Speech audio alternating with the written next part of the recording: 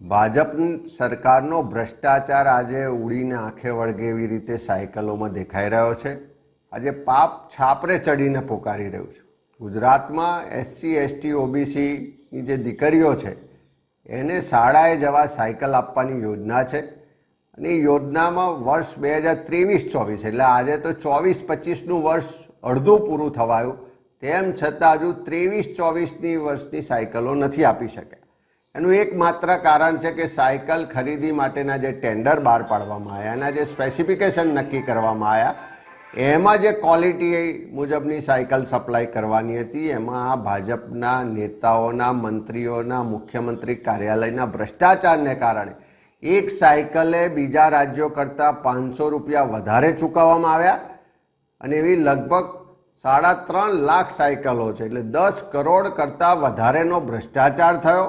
અને એ ભ્રષ્ટાચારની જ્યારે પોલ ખુલી ગઈ કે જે સ્પેસિફિકેશન હતા, જે IS માર્કા મુજબની સાયકલ સપ્લાય કરવાની હતી, એ ક્વોલિટી જળવાઈ નથી એવા QC લેબના રિપોર્ટના આધારે જ્યારે તપાસ કરવાની આવી ત્યારે સરકારે સાયકલ વિતરણ અટકાવ્યું।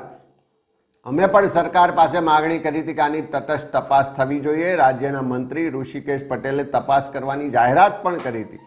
આજે આટલા મહિના થયા નથી જાહેરાત મુજબ તપાસ થતી, એનો રિપોર્ટ બહાર નથી આવતો અને બીજી બાજુ પાટલા બારણી એ જ જૂની ભંગાર કટાઈ ગયેલી ભ્રષ્ટાચારવાળી સાયકલોને રંગરોગાન કરીને આપવાની કાર્યવાહી થઈ રહી છે।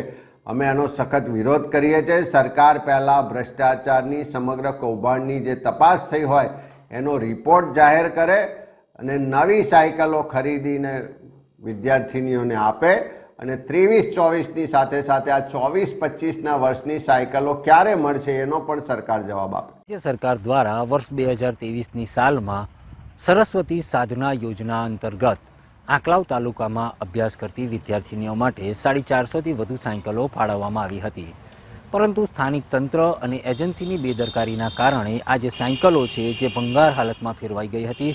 1.5 વર્ષથી ખુલ્લા મેદાનમાં પડેલી સાયકલો ભંગાર હાલતમાં ફેરવાઈ ગઈ હતી। આમાં કાટ ખવાઈ ગયું હતું અને જે એના સ્પેર પાર્ટ છે તે પણ ખલાસ થઈ ગયા હતા, ટ્યુબ ટાયર પણ ખલાસ થઈ ગયા હતા। ત્યારે હવે આ જે સાયકલો છે તેને રંગરોગાન કરવામાં આવી રહ્યું છે અને જે રિપેરિંગ કામ શરૂ કરવામાં આવ્યું છે અને તેને રિપેરિંગ અને રંગરોગાન કર્યા બાદ વિદ્યાર્થીનીઓને આ સાયકલ વિતરણ કરવાનો કારસો રચવામાં આવી રહ્યો છે। જૂની અને ભંગાર બની ગયેલી આ જે સાયકલો છે તેને વિદ્યાર્થીઓને કલર કામ કરીને વિતરણ કરવાનો કારસો એજન્સી દ્વારા કરવામાં આવી રહ્યો છે। ત્યારે સરકાર દ્વારા અને જે તે હાઈસ્કૂલ દ્વારા આ મામલે તપાસ કરવામાં આવે અને તપાસ કર્યા બાદ જ સાયકલો લેવામાં આવે, જેથી વિદ્યાર્થીનીઓને આ સાયકલો માથે ના પડે। ઇરશાદ સૈયદ, સંદેશ ન્યૂઝ, આંકલાવ।